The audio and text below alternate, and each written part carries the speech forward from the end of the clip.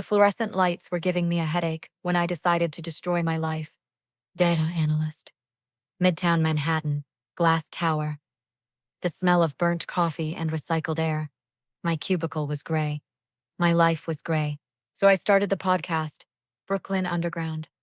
True crime. My secret. Something that was mine. Where I could use my brain for something that mattered. Where I wasn't just employee. 16,000 subscribers. Nobody important. But they were mine. Episode 47 took me 3 months. The Bradva myth. Russian organized crime in Brighton Beach. Everyone said it didn't exist anymore. Just urban legends, old stories. I proved them wrong. I found the pattern in the data. Shell companies, real estate transactions, offshore accounts, money moving through the city like blood through veins, and at the center of everything, one name that kept appearing. Viktor Morozov, the Ice King, the ghost who ran Brighton Beach without ever being seen. For the first time in my life, I signed my real name, Harper Reed. Not anonymous, not hiding. I published at midnight. Friday, November 7th. By 12:47 a.m. I heard them. Engines. Multiple engines. The rumble shaking my apartment windows. I went to the window. Pulled back the curtain. The street below was filling with black SUVs. Mercedes. Tinted windows. Moving in perfect formation, surrounding the entire block. My hands went cold. 50 men poured out. Maybe more. Dark suits. Earpieces. The streetlights caught the metal of weapons under their jackets. This wasn't police. This was something else. A black sedan pulled up directly below my building. Armored. Pristine. The back door opened. A man stepped out. Tall. Broad shoulders. Dark coat. Even from 4 floors up, I felt the weight of his presence. He looked up. Directly. At my window. Like he knew exactly where I was. Viktor Morozov was real. And he was coming for me. I should have run. Locked the door. Called 911. Grabbed my laptop and disappeared into the subway tunnels. Instead, I stood frozen at the window, watching him. Viktor Morozov crossed the street with the kind of confidence that comes from owning everything in a 10-block radius. His men moved like a military unit. Synchronized. Silent. Lethal. The intercom buzzed. Not my apartment. The building entrance. I heard Mrs. Chen's voice through the thin walls. Terrified. Russian accent, shouting back. Then silent. They were inside. My phone vibrated. Unknown number. I stared at it, my hands shaking. It rang. Once. Twice. I answered. Harper Reed. His voice was deep. Controlled. Russian accent, threading through perfect English. Not a question. A confirmation. My throat closed. You published episode 47 at midnight. Matter of fact, like he was discussing the weather. 3 months of research. Shell companies, money transfers, my name. I couldn't speak. You signed it with your real name this time. Why? Because I wanted to be seen. Because I was tired of being invisible. I was just investigating. It's public record. It's not illegal. Public records. He repeated the words slowly, like tasting them. Tell me, Harper, did you find my home address in those public records? My blood went cold. Did you find where I eat breakfast? Where my avatarates take their children to school? Where we conduct our business? Oh God, you didn't just investigate. Malaya, you exposed. There is a difference. The endearment sounded like a threat. I'm coming up now. Apartment 4C. The door with the Yale lock and the purple welcome mat. Open it, or my men will open it for you. The line went dead. I looked at my door. How did he know about the mat? How long had he been watching? Footsteps in the hallway. Multiple sets. Heavy boots on worn carpet. The smell hit me first. Leather. Cigarette smoke. Something darker. Gunpowder. One knock. Sharp. Controlled. I opened the door. Viktor Morozov stood there. 6'3", filling my doorway. Dark coat. Gray eyes that looked silver under my hallway's fluorescent lights. Sharp jawline. The kind of handsome that makes you forget to breathe. Behind him, 4 men, armed, watching the stairs. He looked at me for 3 seconds. Studying. Calculating. You're smaller than I expected. You're real, I whispered. His mouth curved. Not quite a smile. Very real, Harper Reed. May I come in? It wasn't really a question. He didn't wait for permission. Viktor Morozov walked into my apartment like he owned it. Which, given the neighborhood, he probably did. His men stayed in the hallway. Silent. Watch. He looked around. My studio apartment. 400 square feet. IKEA furniture. Books everywhere. 3 monitors on my desk still glowing with research files. You live alone. Not a question. Yes. No security system. Ground floor window with a broken lock. Door chain that wouldn't stop a child. My throat tightened. How do you... I know everything about you, Harper Reed. He turned to face me. 28 years old. Data analyst at Mercer Financial. Columbia graduate. Student loans. Rent due in 6 days. Your podcast earns $63 a month from Patreon. The air left my lungs. You drink black coffee from the bodega on the corner. Always extra hot. You run every morning at 6 a.m. through Prospect Park. Same route. Alone. Very predictable. He stepped closer. You have no family in New York. Your mother lives in Portland. Father deceased. You call her every Sunday at 4 p.m. Last week you talked for 47 minutes about whether you should quit your job. Terror flooded through me. So when I say you exposed me, Harper, understand what that means. You made yourself visible. Invisibility in my world is very dangerous. I was just doing research. He finished my sentence. Yes, very thorough research. 3 months. Every transaction traced. Every connection mapped. You found things my enemies have spent years looking for. He pulled out his phone, showed me the screen. My podcast episode. Downloaded. Analyzed. Every word I'd said highlighted.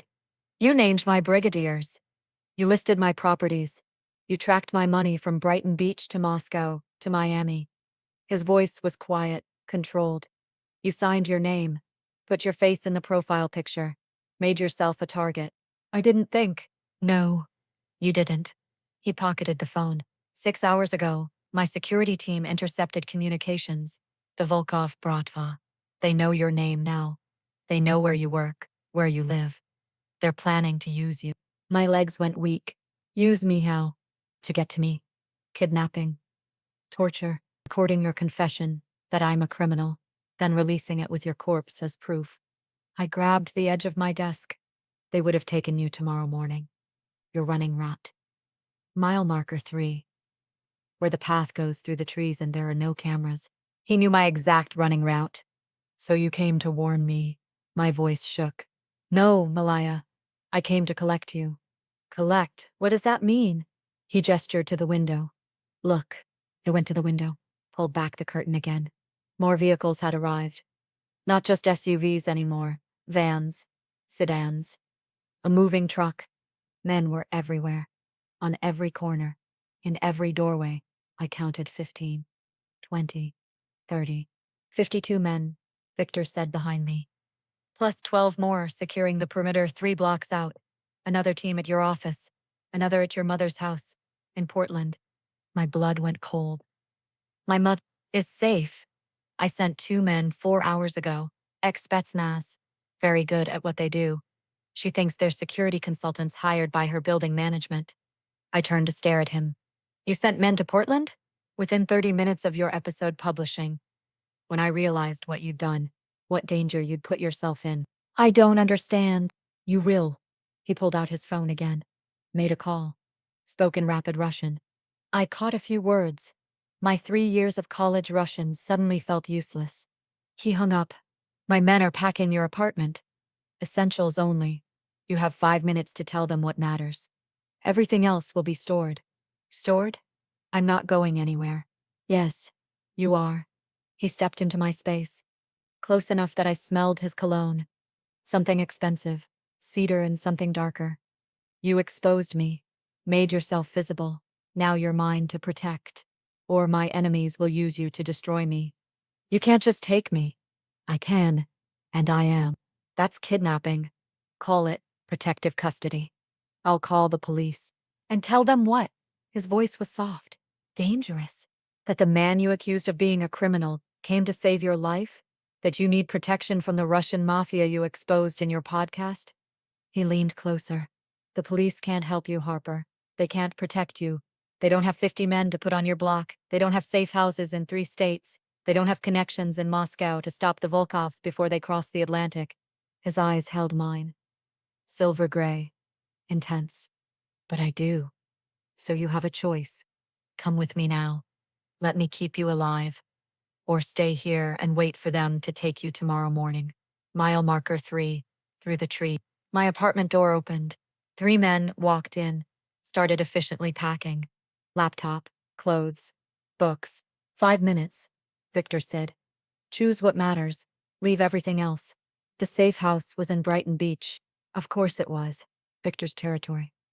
Little Odessa, where Russian was spoken more than English and every shopkeeper knew exactly who controlled the neighborhood.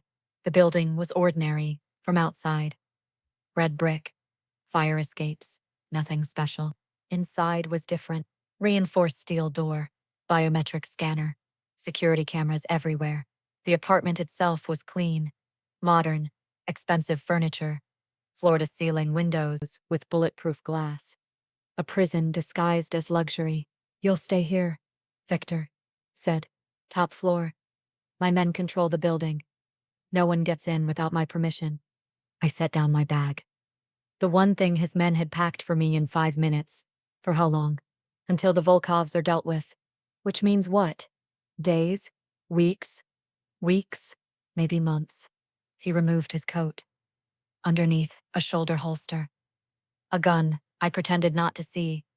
Depends how quickly we can eliminate the threat. Eliminate. Such a clinical word for murder. I walked to the window. Looked down at Brighton Beach Avenue. Cyrillic signs. Russian restaurants. Old women in headscarves. Men in tracksuits smoking on corners. You really run all of this? Yes. I turned to face him. Everything I said in the podcast. It was all true. Every word. No denial. No excuse. The shell companies. The money laundering. The cocaine from Miami. Yes. People have died. Because of you. Because of your orders. His expression didn't change. Yes. The calm in his voice was terrifying. How many? Does it matter? Yes. It matters. He studied me. Those silver gray eyes calculating. 43 deaths directly attributable to my orders in the last 5 years. Hundreds more indirectly. Thousands affected by my operations. My stomach turned. And you feel nothing? I feel everything, Harper. I simply choose not to let it control me. He stepped closer. Those 43 men were threats. Traitors. Men who hurt innocents. Rapists. Traffickers. The kind of men police can't touch because they hide behind lawyers and corruption. So you're the judge? The executioner? In my world. Yes. Your world. I laughed. Sharp. Bitter. I'm a data analyst. I run spreadsheets. I podcast about crimes other people solve. This isn't my world. It is now. Because you made it mine. My voice rose. First time. I was researching a story. That's all. I didn't ask for this. I didn't ask to be kidnapped. Protected. Same thing. It's not. His voice hardened. If I'd kidnapped you, you'd be locked in a basement. Chained. Broken. That's what the Volkovs will do when they take you. And they will take you, Harper, unless I stop them. I backed away. Hit the window. He kept coming. You want to know who I really am? Quiet. Dangerous. I'm the man who controls 247 businesses in this city, legitimate and otherwise. I'm the Pakan of the Morozov Bratva. I have 300 soldiers who would die on my command. I move $30 million a month through ports in Miami, New York, and Los Angeles. He was close now. Too close. I'm also the man who sent armed guards to Portland within 30 minutes to protect your mother. The man who's currently negotiating with 4 rival families to keep you safe. The man who canceled 8 meetings, redirected 50 men, and personally came to your apartment because you made yourself visible. I didn't ask you to. You didn't have to ask. You became mine the moment you said my name on that podcast. The air left my lungs. I'm not yours, I'm not anyone's. Tell yourself that. His hand came up, slowly, brushed my hair back from my face. But you're in my safe house. surrounded by my men, under my protection. That makes you mine, whether you accept it or not. I jerked away from his touch. Don't touch me. Why? Does it scare you? You scare me. This scares me. Everything about this is, I gestured wildly, overwhelming and out of control. And I can't think, so stop thinking. He moved closer again, trapped me against the glass. You spend your whole life in your head, Harper. Analyzing, researching, observing from distance. But you can't analyze your way out of this. Get away from me. No, you can't just, you can't just, you can't just. My hands shook. I need space. I need time to process. There is no time. His voice dropped. In 12 hours, the Volkovs will realize you're missing. In 24, they'll start searching. In 48, they'll find patterns, your routines, your weaknesses. Your mother in Portland. You said she's protected. She is. For now.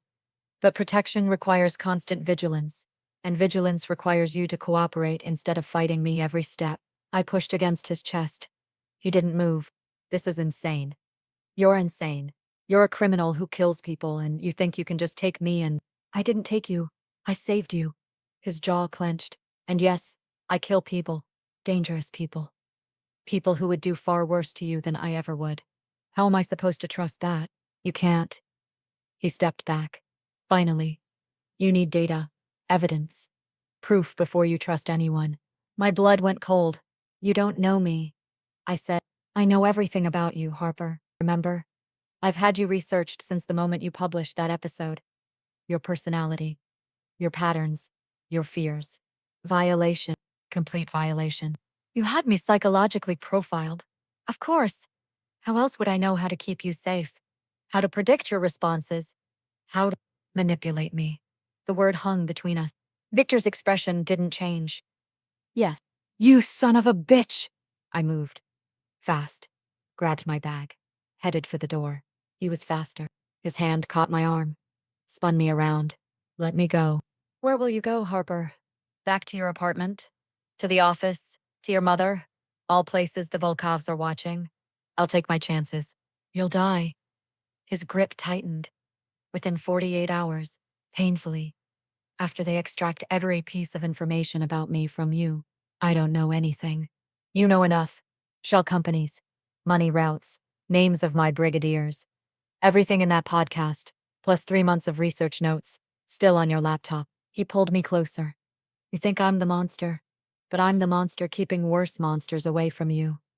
So yes, I researched you. Yes, I know your psychological profile. Yes, I'm manipulating you by telling you the truth you don't want to hear. His other hand came up, cupped my face. But I'm also the only thing standing between you and a torture chamber in Queens. So you can hate me, fight me, call me every name you know, but you're staying here until I eliminate the threat. I stared at him.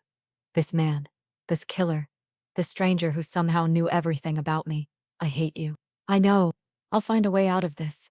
I know that too. Something flickered in his eyes. Almost respect. You're smart, resourceful. You'll look for weaknesses in my security. Test boundaries. Try to escape. He leaned closer, his breath warm against my ear. And every time you try, I'll stop you. Because your life matters more than your freedom. Even if you don't believe that yet. He let me go, stepped back. Your room is down the hall. First door on the right. My room is the second door. Alexei is stationed outside the main entrance. Dmitri at the back stairs. No one comes in or out without my knowledge. He walked to the door, paused. Welcome to my world, Harper Reed. Try to survive it. The door closed. I stood there, shaking, furious, terrified, and completely, utterly trapped. I didn't sleep that night. How could I? I was locked in a safe house, protected by a criminal, surrounded by armed men. My entire life packed into one duffel bag. My laptop sat on the nightstand, untouched. Every instinct, screaming to research, to analyze, to understand my way out of this. But Victor had been right about one thing. I couldn't think my way out of this. Morning came, gray light, through bulletproof glass. The smell of coffee drifted under my door. I found Victor in the kitchen. He'd changed. Dark jeans, Black t-shirt, no suit, no gun visible, but I knew it was there. Somewhere. He looked different without the armor. Younger, more human. Coffee? He gestured to the pot. Is it drugged? His mouth curved. Almost a smile. If I wanted you unconscious, Harper, you'd be unconscious. Sit. Not a request. I sat. He poured 2 cups. Black. Slid one across the counter to me. We need to talk. About? The terms of your protection. I wrapped my hands around the mug. Warmth. Something real. I thought the terms were you kidnapped me, and I'm trapped here. You're not trapped. You're safe. There's a difference. Is there? He sat across from me. Those silver gray eyes studied my face, calculating. You're intelligent, analytical. You've spent the night trying to find patterns, weaknesses in my security, ways to escape. I said nothing. You found 3. My blood went cold. The fire escape on the south side, technically accessible through the bathroom window. Alexei guards that side, but he smokes every hour on the hour. 12-minute window. Oh God! The building superintendent has master keys. Lives in 2B. Dmitri pays him $10,000 a month to forget we exist, but you could bribe him higher. Maybe. I stared at him, and the service entrance in the basement. Grocery deliveries come at 7 a.m. Tuesday and Friday. You could hide in a delivery crate.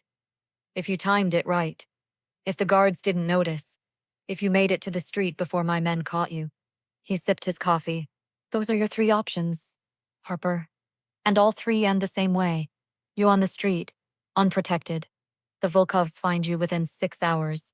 Then comes the torture. The extraction. The death. How did you? Because I know how you think.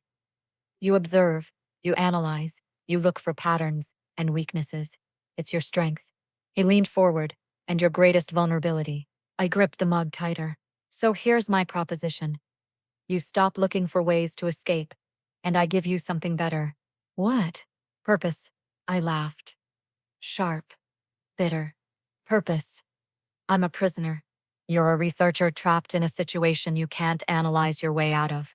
So I'm offering you something to research. Something that matters. He pulled out a tablet. Unlocked it. Slid it across to me. Files. Dozens of them. The Volkovs have been trafficking women through Brighton Beach for 3 years. Young women, mostly from Ukraine and Belarus. They promise them jobs, visas. Then they disappear into brothels and private clubs. My stomach turned. I've been tracking them, gathering evidence. But I can't move against them without proof that stands up to scrutiny. Not just my word, not just violence. Actual, documented evidence. He tapped the tablet. You're good at this. Finding patterns. Following money. Connecting dots. Others miss. You proved that with your podcast. You found my operations in 3 months. Operations I've spent years hiding. So you want me to help you? I want you to help them. He pulled up a photo. Young woman. Maybe 20. Blonde. Terrified eyes. Her name is Katya. 19 years old. Promised a job as a nanny in Manhattan. Instead, she's locked in an apartment in Queens. Servicing 15 men a day. The Volkovs take every dollar she earns. My hands shook. There are 43 women like Katya that we know of. Probably more. The NYPD has a file this thick. He gestured, but they can't prosecute. Not enough evidence. Witnesses too scared. Paper trails too complex. Why do you care? His expression hardened. Because trafficking is a line I don't cross. My bratva deals in money, power, territory. We move product. We enforce contracts. But we don't touch women and children, ever. You're still criminals. Yes. But we have rules, codes, honor. He stood, paced.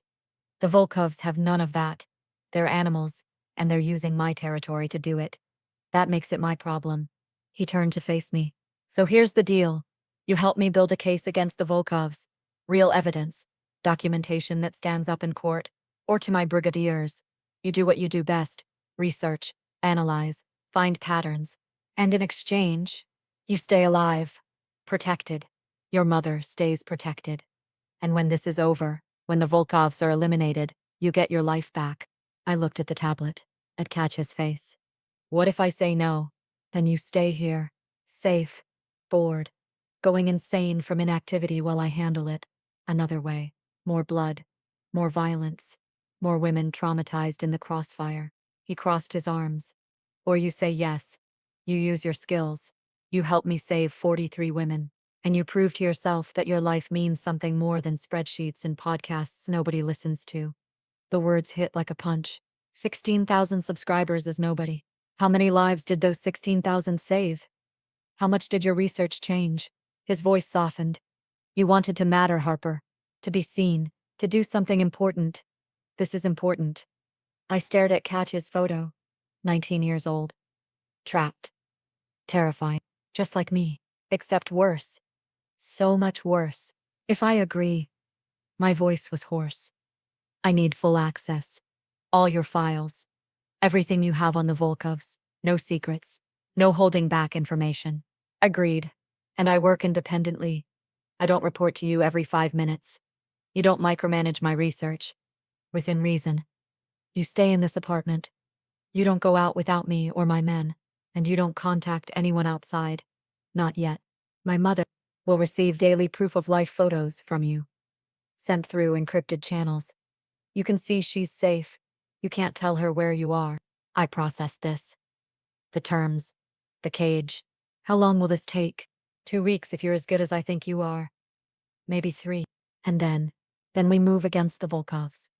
Shut down their operation. Free those women. And you go back to your life. He pulled out his phone. Typed something. My phone buzzed. A photo appeared. My mother. In her garden in Portland. 2 men in suits visible in the background. Professional. Armed. She looked safe. Happy. Unaware. I sent that 2 minutes ago, Victor said. To show you I keep my promises. She's safe. She'll stay safe. As long as you cooperate. I looked at him. This killer. This criminal. This man offering me purpose, wrapped in a cage. 3 conditions. His eyebrow raised. Go on. 1. You don't lie to me. About anything. I need truth to do this work. Lies poison data. Agreed. 2. When this is over, you delete everything you have on me. All the research. The psychological profile. Everything. I get my privacy back. Agreed. 3. I stood. Met his eyes. You teach me self-defense.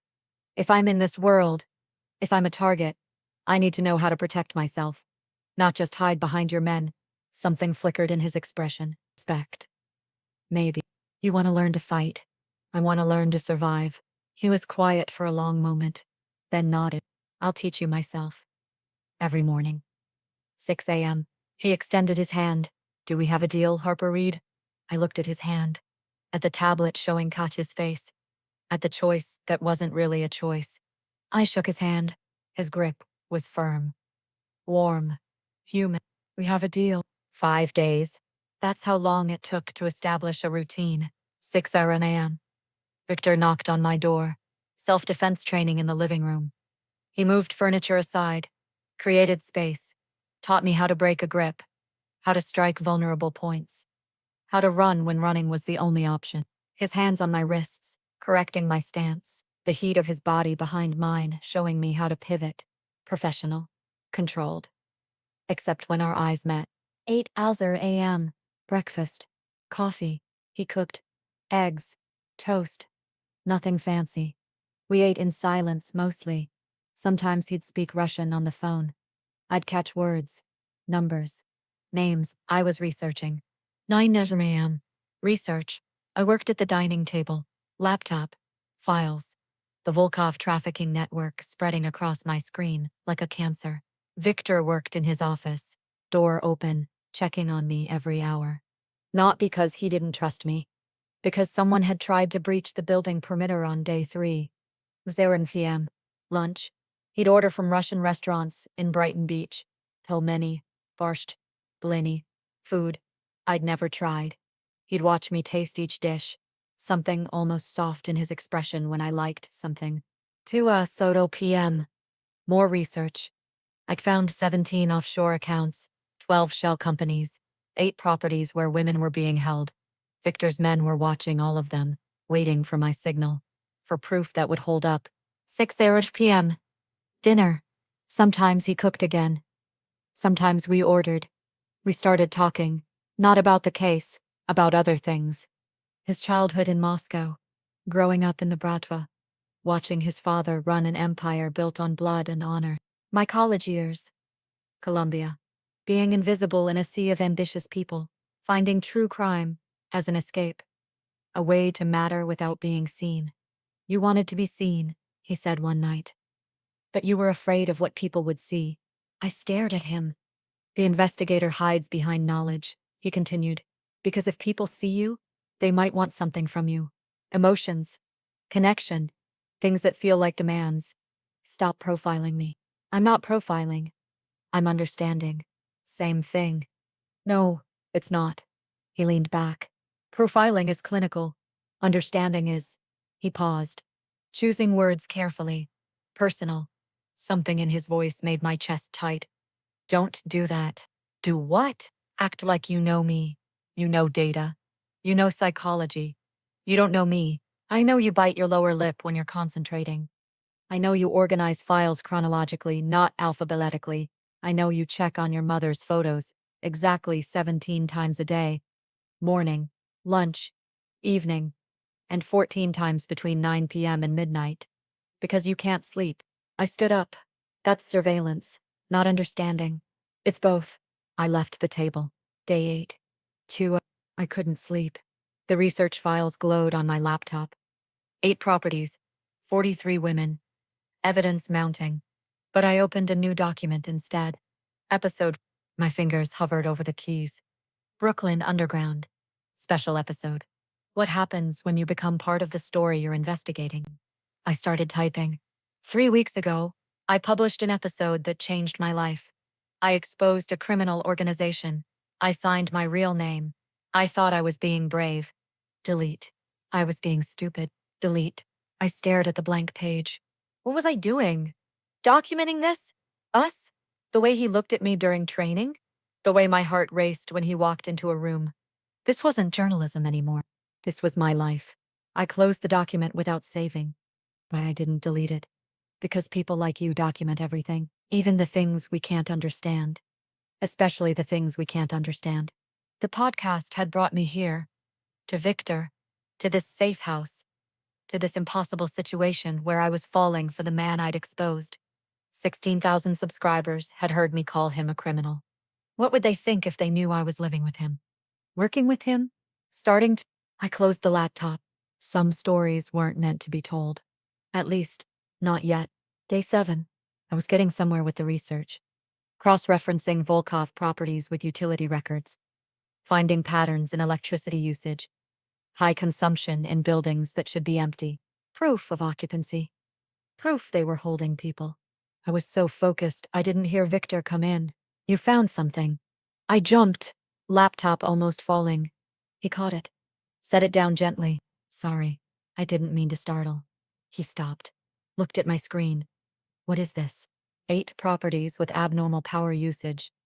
Consistent patterns suggesting 24-hour occupancy. Security footage from 3 of them showing male traffic, but no women ever leaving. He leaned closer, reading, his shoulder against mine. I could smell his cologne, cedar, something darker. This is good. This is very good.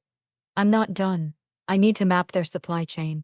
Who brings food, medical supplies? How they're moving women between locations. How long? 3 days, maybe 4. You're brilliant. He said it quietly, like the words escaped without permission. I turned to look at him. He was close. Very close. His eyes dropped to my mouth, then back up. Harper. His phone rang. The moment shattered. He answered. Russian. Clipped. Angry. Hung up. Problem? Yes. He was already moving, grabbing his coat. His gun. Stay here. Lock the door behind me. Don't open it for anyone except Alexei. What's happening? Volkov activity. 3 blocks from here. They're testing our perimeter. I should come. No. I could help identify. No. Firmer. You stay here. You're safe here. Stop deciding things for me. He turned. Jaw clenched. I'm keeping you alive. That means you follow my orders. I'm not one of your soldiers. While you're under my protection, yes, you are. He left. The door closed. I heard the lock engage from outside. He'd locked me in, like a prisoner, like I was something to be controlled, managed, kept. I stared at that locked door for 5 minutes. Then I went to my laptop. If he wasn't going to include me in decisions, I'd make my own. Day 9. 11. Victor returned. Blood on his shirt. Not his, I hoped. He found me at the table. Still working. You're still awake. Couldn't sleep. He washed his hands in the kitchen sink. The water ran red, then clear. The Volkovs are getting desperate. They know we're on to them. Good. He sat down across from me. Exhausted. The mask slipping. I'm too tired for this, he said quietly. For what? For pretending I don't. He stopped. Never mind. Pretending you don't what? It doesn't matter. Yes, it does. He looked at me. Really looked at me. Pretending I don't want you. That I haven't wanted you since the moment you opened your door and looked at me like I was both salvation and destruction. My breath caught. But I can't want you. Because wanting means needing. And needing means weakness. And weakness gets people killed in my world. Victor, so I'll keep pretending. He stood. And you'll keep analyzing everything from distance. And we'll both stay safe. Behind our walls. He walked toward his room. What if I don't want to stay behind walls? He stopped, turned. Don't say things you don't mean, Harper. I mean it. No, you don't. He stepped closer. You want to understand me. Study me. Figure me out like I'm a puzzle. You can solve. But you don't want me. Not really, because that would require feeling. And feeling is dangerous for you. You don't know what I feel. Yes, I do. Because I feel the same thing. This.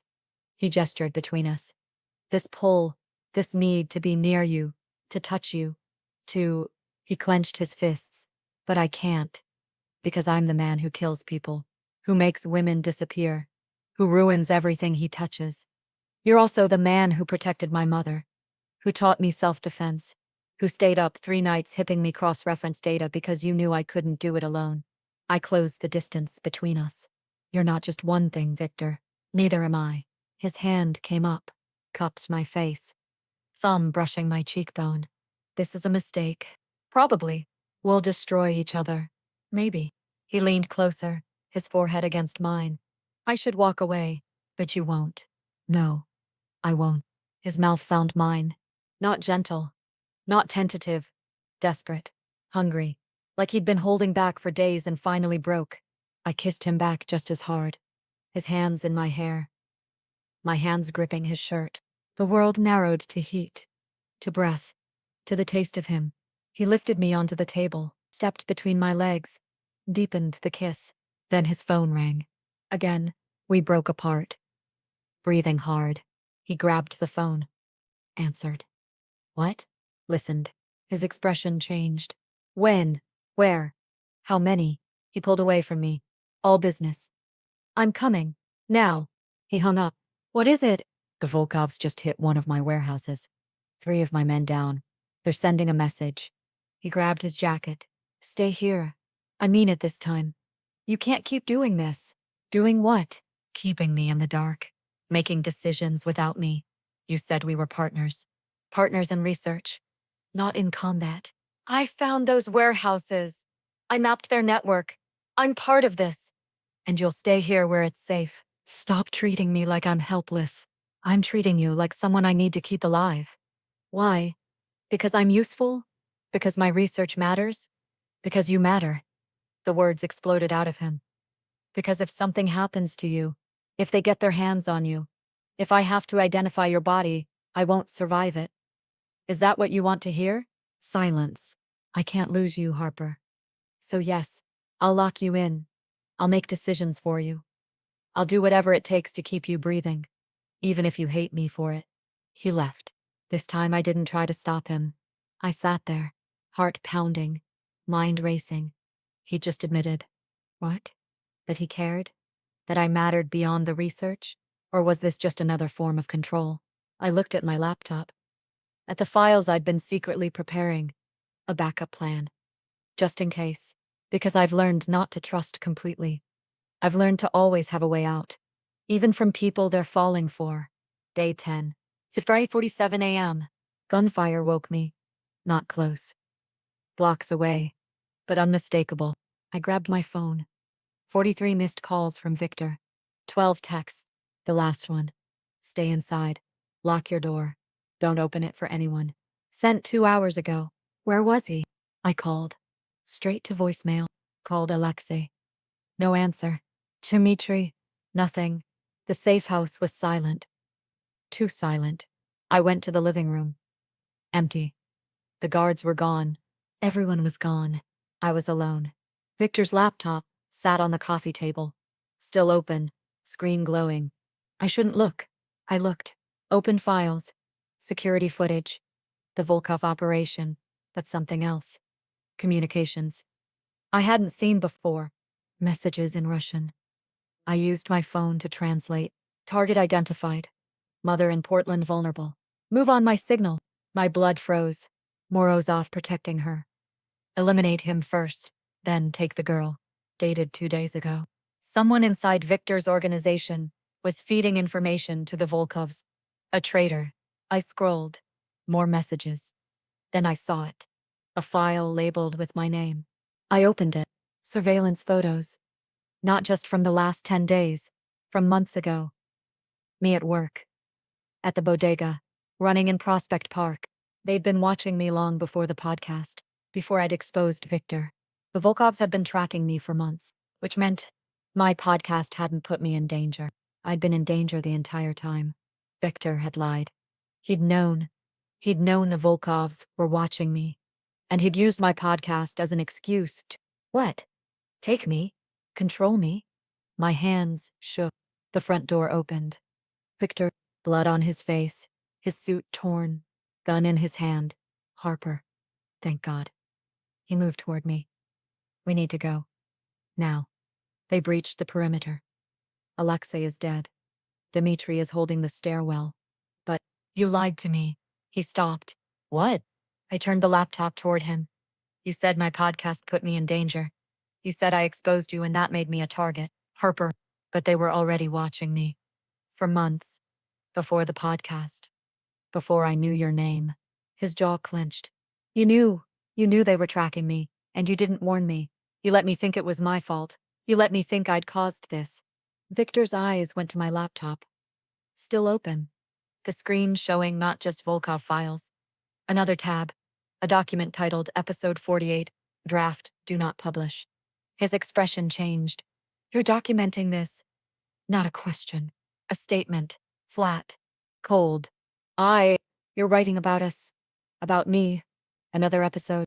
I looked at the screen. At the words I'd written at 2 a.m. 3 days ago. Words I'd told myself were just processing. Just thinking through a lens. I understood. It's what I do, I said quietly. I'm a podcaster. I process through writing. I wasn't gonna publish. Weren't you? He stepped closer. 16,000 subscribers waiting for the next episode. The follow-up. What happened to Harper Reed after she exposed the Bratva? That's a hell of a hook. I wouldn't. Wouldn't you? His voice was dangerous now. You signed your real name on episode 47 because you wanted to be seen. You wanted to matter. What better way to matter than to document the inside of my world? The Mafia boss who fell for the podcaster who exposed him. My hands shook. I'm trusting you with my life, Harper. My men. My operations. He stopped. And you're taking notes? You profiled me. The words exploded out. You researched me. Psychologically analyzed me. Manipulated me with that information. How is this different? Because I did it to protect you. You're doing it to what? To tell a story. To get more subscribers. To be important. The accusation hit like a slap. That's not. Then why? He grabbed the laptop. Read the screen. What happens when you fall for the criminal you exposed? That's your opening line. Silence. I wasn't going to publish it, I whispered. I just needed to understand what I was feeling. Writing helps me think. And if I die tomorrow? If the Volkovs kill me, would you publish it then? Would my death be the perfect ending for episode 48? How dare you? How dare I? His voice rose. First time. You made me visible. Harper. You put my name on the internet. You exposed my operations. You signed your real name because you wanted to be brave. And now you're surprised that I'm asking if you'd do it again. I stared at him. He was right. God, he was right. Delete it, he said quietly, dangerously. What? The draft. Delete it. Now. In front of me. You can't tell me. I can. And I am. Because if you want my trust, Harper, if you want this, he gestured between us, to be real, then you need to choose. The podcast or me. The story or the life. My finger hovered over the delete key. Then gunfire erupted outside. I was protecting you. By lying? By manipulating me? By making me feel guilty for defending myself when you knew I was already in danger? If I'd told you the truth, you would have run. And running would have gotten you killed. So you decided for me. Like you decide everything. Yes. The word exploded. Because you would have made the wrong choice. Because you would have tried handle it alone. Because people like you, he gestured at her laptop, her research, her walls of analysis, would rather solve it alone than admit you need someone, even when you're drowning. Don't you dare psychoanalyze me right now. Gunfire erupted. Closer this time. Victor grabbed my arm. We don't have time for this. We need to leave. Now. I jerked away. Why should I trust you? Because I'm the only thing standing between you and them. You're not protecting me. You're controlling me. There's a difference. Harper, please. An explosion. The building shook. Victor pushed me toward the back exit. Move! We ran down the stairs. Emergency lights flickering. The smell of smoke. Dimitri's body on the landing. Blood. So much blood. Victor didn't stop. Pulled me past. Out the back entrance. Into the alley. 3 SUVs. Blocking both ends. Men poured out. Armed. Volkov, insignia. We were surrounded. Victor put himself between me and them. Stay behind me. 12 men. One of Victor. One gun. The odds were impossible. A man stepped forward. Older. Gray beard. Dead eyes. Morozov. Finally. Volkov. So this was him. The man who trafficked women. Who'd been hunting me. You have something that belongs to me, Volkov said. His English accented. Heavy. Research. Evidence. Files. She has nothing. She has everything. 3 months of investigation. Documentation of my operations. And now, he smiled. She has you. The great Ice King, willing to die for a woman. How human. Victor's grip on his gun tightened. Let her go.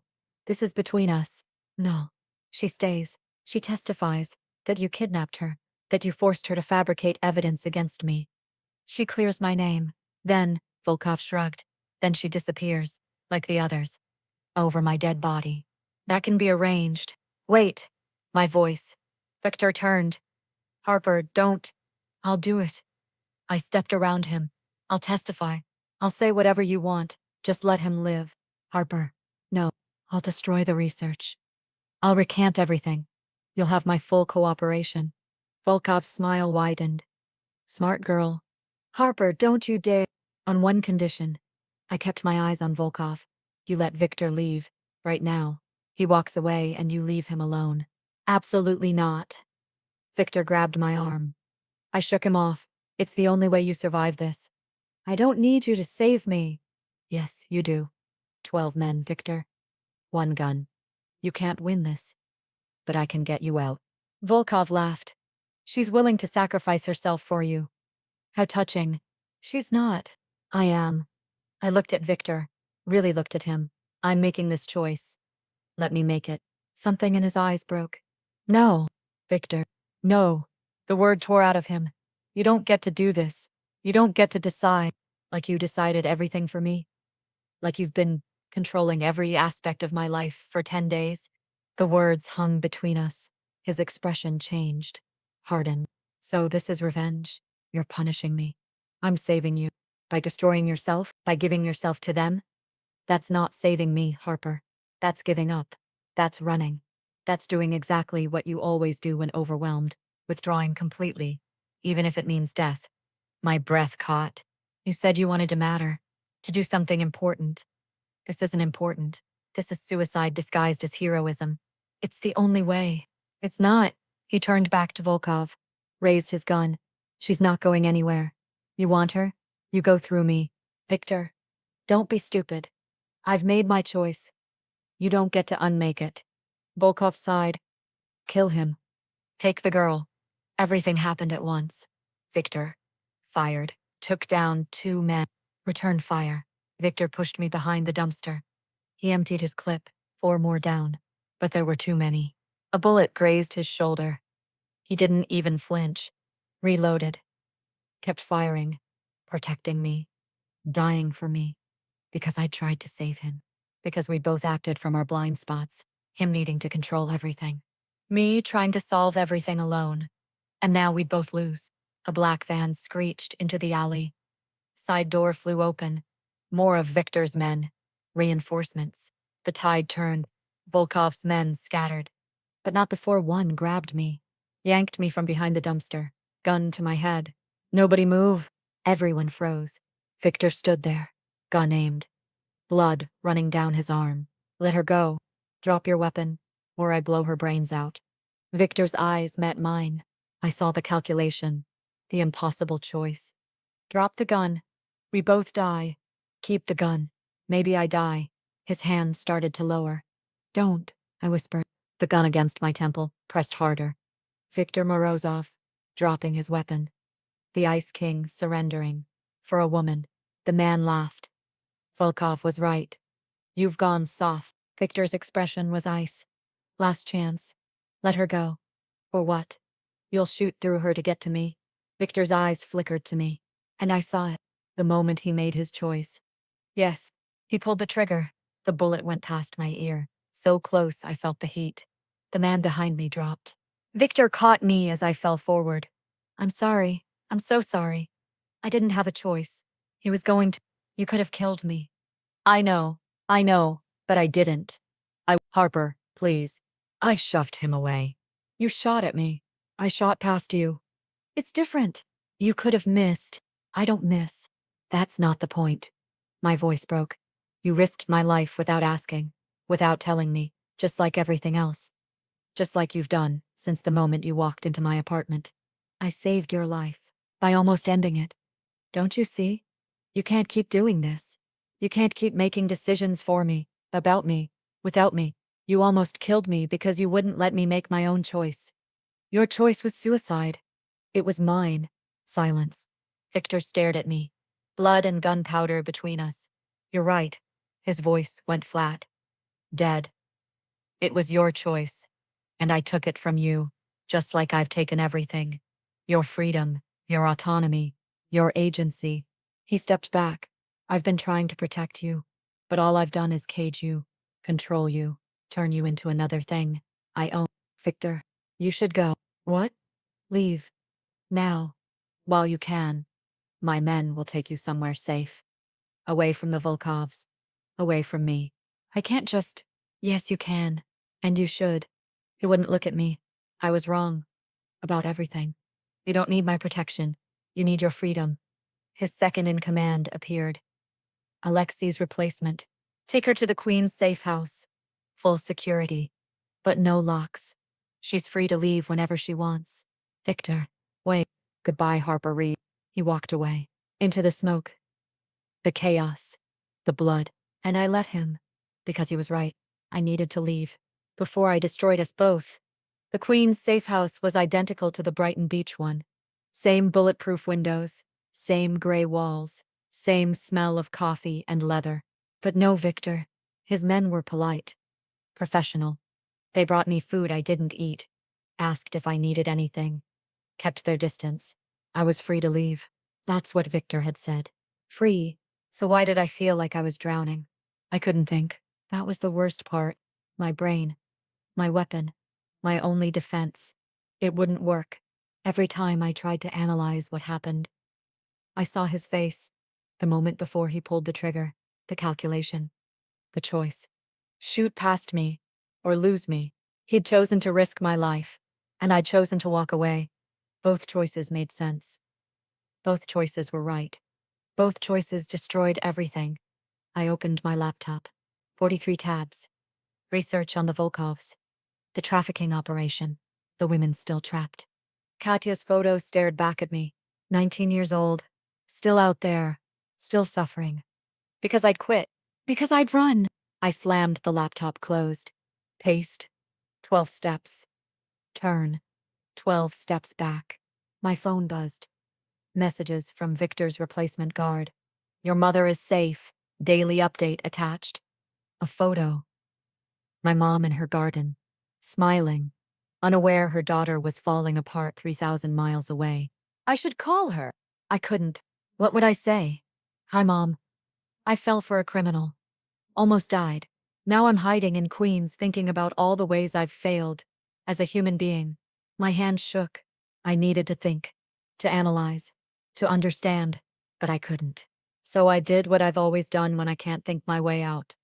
I ran. Day 12. I left the safe house at 6 a.m. The guards followed at a distance, protecting me from shadows. I ran my old route. Prospect Park. Mile marker 3, where the Volkovs would have taken me if Victor hadn't intervened. The trees were beautiful, early morning light, filtering through leaves. This is where I would have died. I kept running, past the marker, past the danger zone, until my lungs burned and my legs screamed. Physical pain, finally. Something I could feel that wasn't this crushing emptiness. I ran for 6 miles, came back to the safe house, showered, stared at my reflection. Who was I without the research? Without the purpose Victor had given me? Just Harper Reed, data analyst. Nobody. No, not nobody. The woman who'd found Victor's operations in 3 months. Who'd mapped the Volkov network. Who'd figured out where 43 women were being held. The woman who'd stood in an alley and offered herself to save a killer. That woman wasn't nobody. But she wasn't thinking clearly either. I sat at the dining table, opened my laptop, stared at Katya's photo. I can't keep running from this, I said out loud. The guard at the door, Marcus I think his name was, looked over. Ma'am? Nothing. Talking to myself. But it wasn't nothing. It was the first true thing I'd said in 2 days. I couldn't keep running. From the Volkovs. From the research. From Victor. From myself. When I'm overwhelmed, I disappear into my thoughts. And when thinking becomes too painful, I disappear into motion. But I wasn't overwhelmed anymore. I was angry. Angry at Victor for lying. For controlling. For shooting past my head, without asking. Angry at myself for trying to sacrifice myself without talking to him first. Angry that we'd both acted from our broken places and destroyed something that could have been… What? Love? Too soon for that word, but something real. Something that mattered. And I'd walked away from it. I opened my files. The Volkov research. 3 days of work left. Maybe 4. Then what? Turn it over to Victor's men? To the police? Let it sit on my laptop while 43 women suffered? No. I'd started this. I'd finish it. Not for Victor. Not to prove anything to him. For me. For the first time in my life, I'd done something that mattered. Found evidence that could save lives. I wasn't going to let fear or heartbreak stop me from finishing. I worked for 6 hours straight. Cross-referenced utility records with security footage. Found the supply chain. Identified the trucks. The drivers. The routes. Mapped everything. By 4 p.m., I had it. Complete documentation. Names. Addresses. Schedules. Everything needed to move against all 8 locations. Simultaneously. I called Marcus. I need to speak to Victor. He's unavailable, ma'am. Then make him available. He gave orders not to contact him. You're to be protected. But he doesn't want… I don't care what he wants. I have the evidence. Complete. We can move tonight. But I need his authorization. His men. His plan. Marcus hesitated. Call him. Tell him the research is done. Tell him 43 women can be free by morning. Tell him I'm asking for his help. And if he refuses, then I'll call the FBI myself. And he'll lose control of the entire operation. It was a bluff. Barely. But something had shifted. I wasn't just thinking anymore. I wasn't just analyzing. I wasn't withdrawing. I was someone new. Someone who took action. Who engaged directly. Who fought for what mattered. Marcus made the call. Walked away. Low conversation in Russian. Came back. He's coming. 1 hour. My stomach dropped. 1 hour. I had 1 hour to figure out what I was going to say to the man who'd saved my life and almost killed me in the same breath. The man I'd walked away from. The man I couldn't stop thinking about. I looked at my reflection in the darkened window. For 28 years, I'd hidden behind knowledge, behind research, behind the safety of observing life from a distance. Victor had dragged me out of that hiding place, forced me to engage, to feel, to live in a way I'd never risked before. And yes, he'd been controlling, manipulative, dangerous, but I'd been withdrawn, avoidant, unwilling to trust. We'd both been acting from our damage. The question was, could we act from anywhere else? My phone buzzed. A text from an unknown number. I'm outside. Not, I'm coming up. He was giving me the choice. I could stay here, send the research down with Marcus, never see Victor again. Or I could go down there, face him, risk being hurt again, risk feeling again. I grabbed my laptop, took the elevator down. He was standing beside a black SUV, different from the ones before. Simpler. Just him and one driver. No army. No overwhelming display of power. Just Viktor Morozov, looking like he hadn't slept in 2 days. Our eyes met. Harper. Victor. Silence. You finished the research. Yes. May I see it? I handed him the laptop. He opened it. Scanned the files. His expression didn't change, but I saw his jaw tighten. This is comprehensive. It's everything. 8 locations. Supply chains. Financial trails. Enough to dismantle the entire operation. When do you want to move? Tonight. Before they realize we have this. Before they move the women. He nodded. I'll coordinate with my brigadiers. FBI contact. NYPD task force. We'll hit all locations simultaneously. 11 p.m. Good. He closed the laptop. Handed it back. Thank you for finishing this. He stopped. For not running from the work, even after everything. I don't run anymore. Something flickered in his eyes. No, I suppose you don't. We stood there. 2 people who destroyed each other, trying to save each other. I should go, he said finally. Prepare the teams. I'll send Marcus updates throughout the night. You'll know when it's done. He turned toward the SUV. Victor, wait. He stopped. Didn't turn around. I need to say something. Now he turned. Slowly. I was wrong, I said. In that alley, I tried to make a choice for both of us. I tried to sacrifice myself without asking you. Without considering that you might have a different solution. I acted from my blind spot, thinking I could solve everything alone, even if it meant my death. His expression softened. And you were wrong too. You shot past my head without asking. Without trusting me to make my own choice. You acted from your blind spot, controlling everything, even at the risk of my life. I know. We both hurt each other. Both acted from our damage. Yes, but I need you to know, my voice caught. I don't regret meeting you. I don't regret any of it. Even the pain. Because you made me feel alive, for the first time in my life. He crossed the distance between us in 3 steps. I don't regret it either. Any of it. His hand came up, cupped my face. You're the first person who saw past the Ice King to the man underneath. The first person I wanted to be better for. Wanted, present tense. Always. He kissed my forehead. Gentle. Reverent.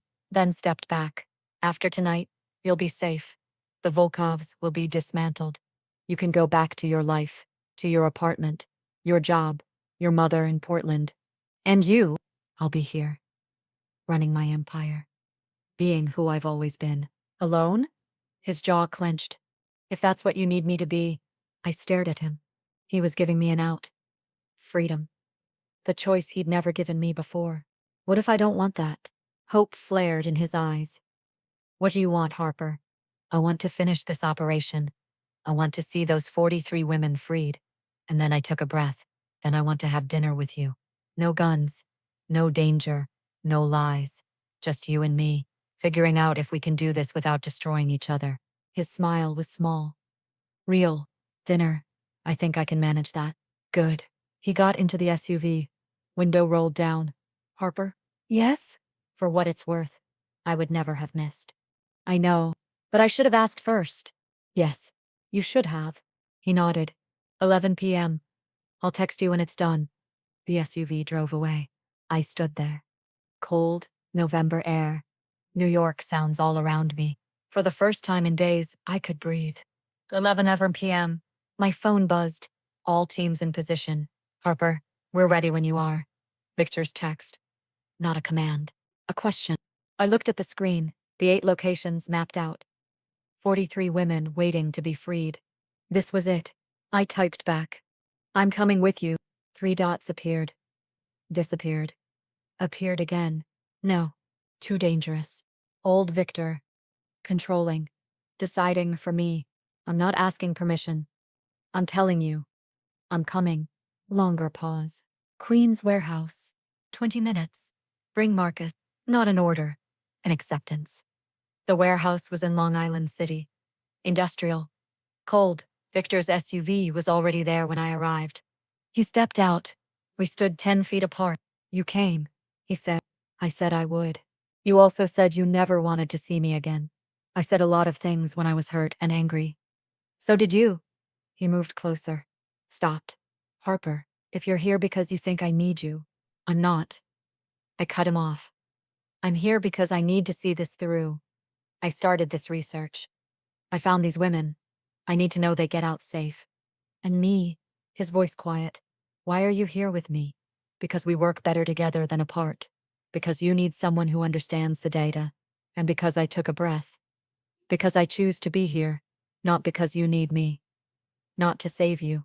Because it's what I want. Something shifted in his expression. I need you, Harper. Your mind. Your skills.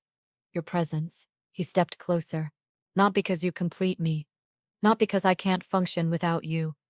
But because you make me better. And I'd rather face this with you than without you.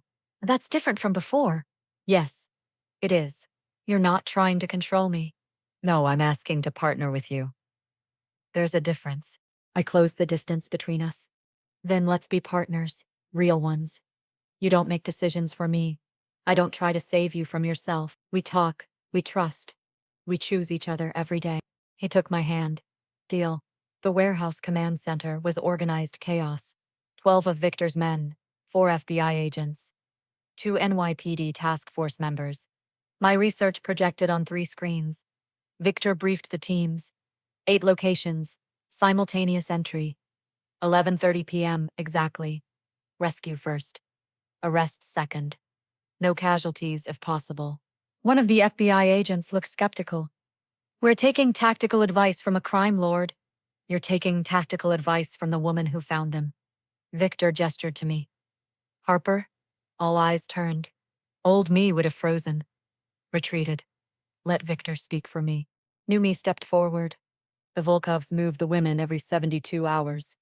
We're at hour 68. If we don't move tonight, they disappear. Locations, routes, women, everything. I pulled up the first location, Brighton Beach apartment, 3rd floor. 4 women, 2 guards, entry through the fire escape. Guards change shift at 11:20, 10-minute window. I went through all 8.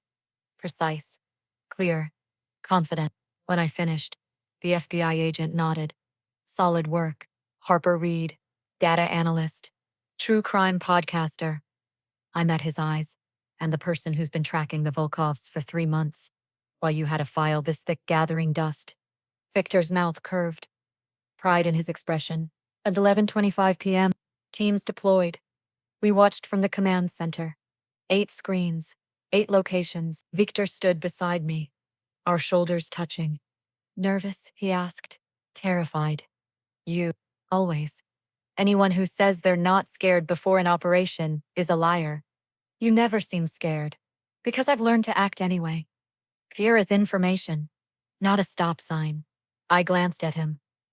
You make fear sound so simple. And you're here, not hiding in Queens where it's safe. That's growth, Harper. Real growth. So are you? Old you would have locked me in the safe house. Old me was an idiot. Old me tried to sacrifice herself without asking. Old you was scared. There's a difference. 11:30. All teams moved simultaneously. I watched the Brighton Beach screen.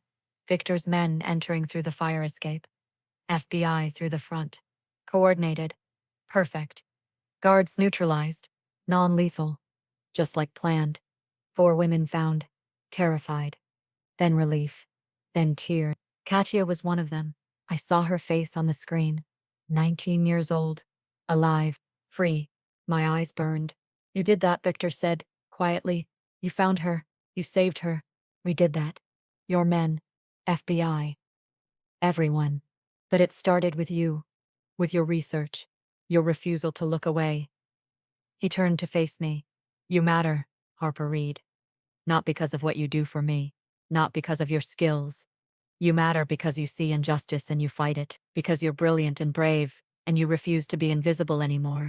The words hit something deep. For 28 years, I believed I only mattered if I was useful. If I solved problems. If I stayed quiet and smart and helpful. But that wasn't true. I mattered because I existed. Because I chose to engage.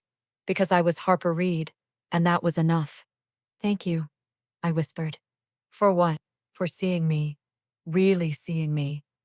Not just my usefulness. Not just my research. Me. Always.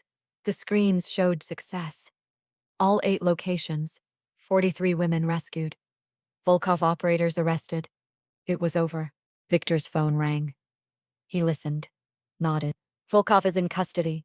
FBI has him. It's done. Done. I should have felt relief. Victory. Joy. Instead, I felt loss. What happens now? I asked. You go home. Back to your apartment. Your life.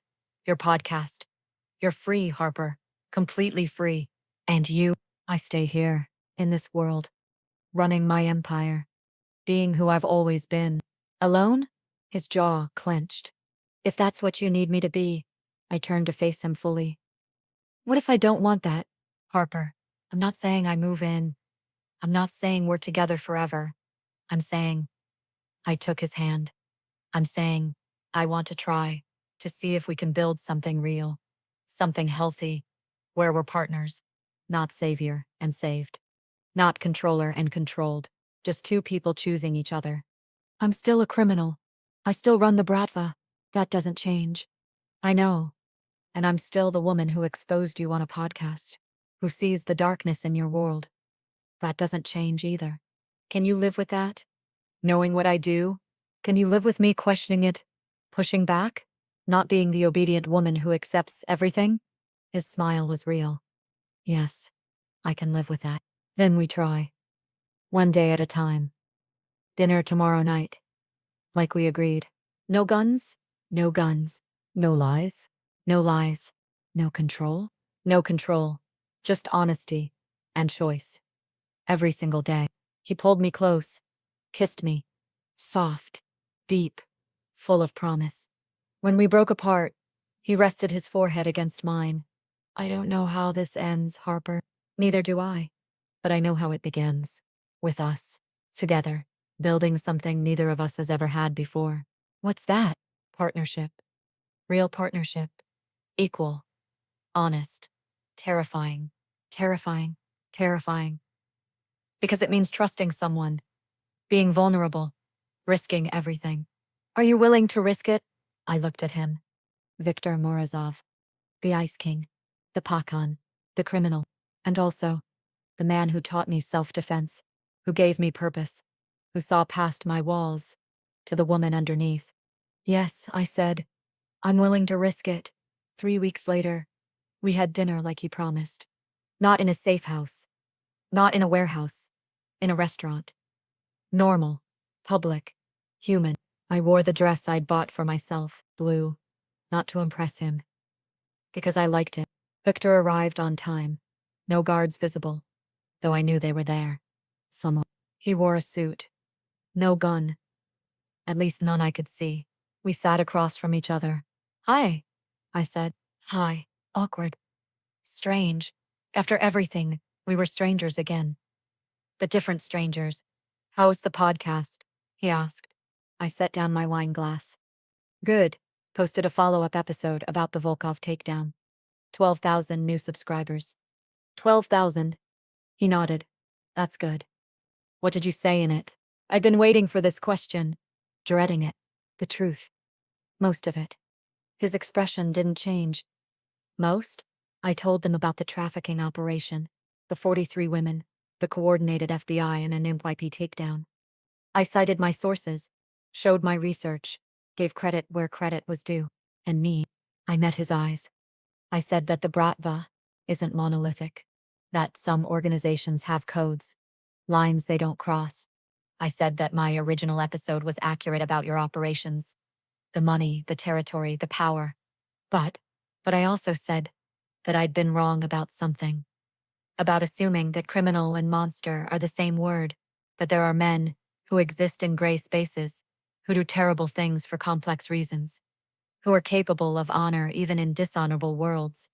Victor was very still. I didn't name you specifically. I kept it vague.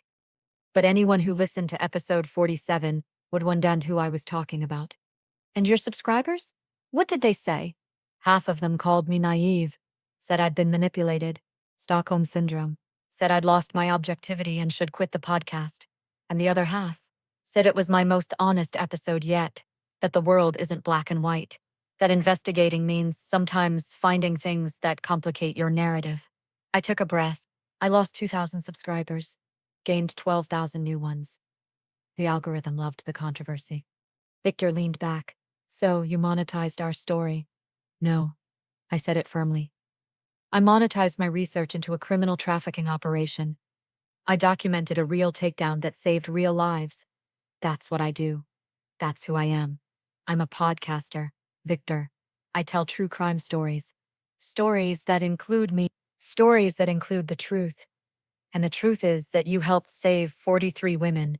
The truth is also that you run a criminal empire. Both things are true. I don't know how to reconcile that yet, but I'm not going to lie about either one. He was quiet for a long moment. Did you mention us? You and me? No. That's not a story.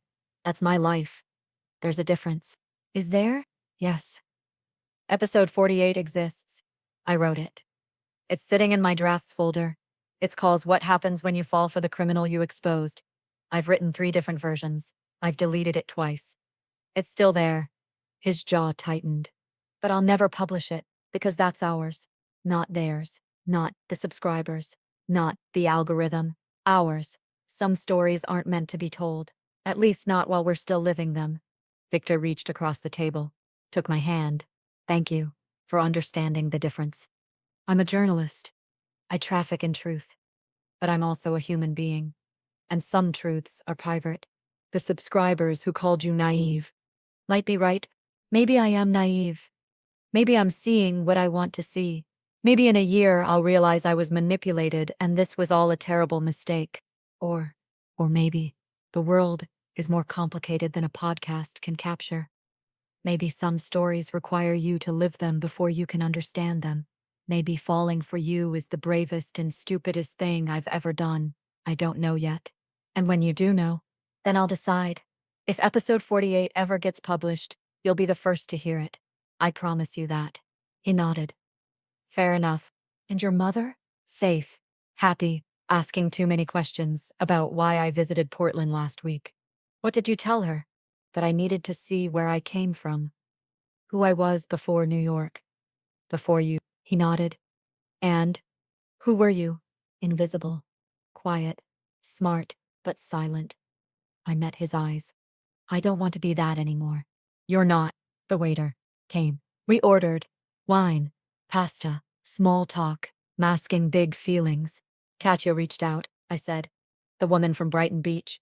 She's in a safe house, getting therapy, wants to testify against the Volkovs. Good, that's good. She asked if she could thank you.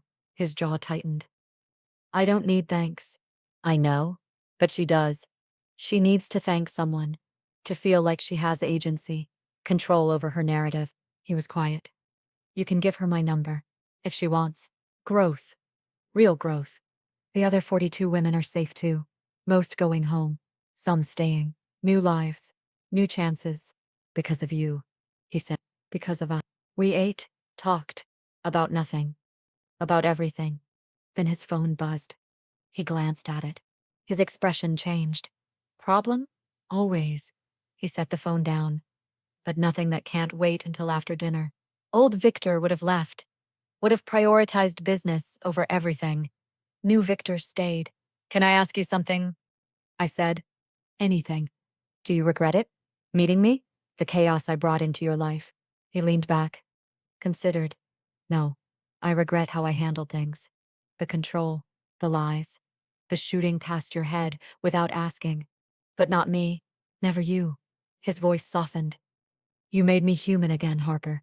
You made me remember what it feels like to need someone, to trust someone, to want something more than power.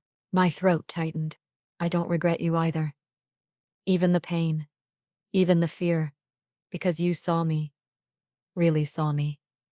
And you didn't run. I did run. For 3 days. And then you came back. That's what matters.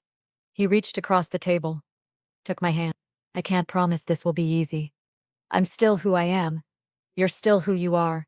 We'll fight. We'll hurt each other. We'll probably break up and get back together a dozen times. Probably. But I'm willing to try. If you are. I squeezed his hand. I'm willing to try. We finished dinner. He walked me to my apartment. The one I'd reclaimed. My space. My life. At my door, he kissed me. Soft. Gentle. Full of promise. Good night, Harper Reed. Good night, Victor Morozov. He left. I went inside. Locked the door. Smiled. For the first time in my life, I felt seen, valued, whole. Not because of a man, but because I'd chosen myself, and then chosen him. My phone buzzed. A text from an unknown number. The Volkovs have family. And they don't forgive. Watch your back, podcaster. I stared at the screen, then deleted the message. Tomorrow, I'd tell Victor. Tomorrow, we'd deal with it. Together. But tonight I was just Harper. Living my life. Choosing my battle, one day at a time.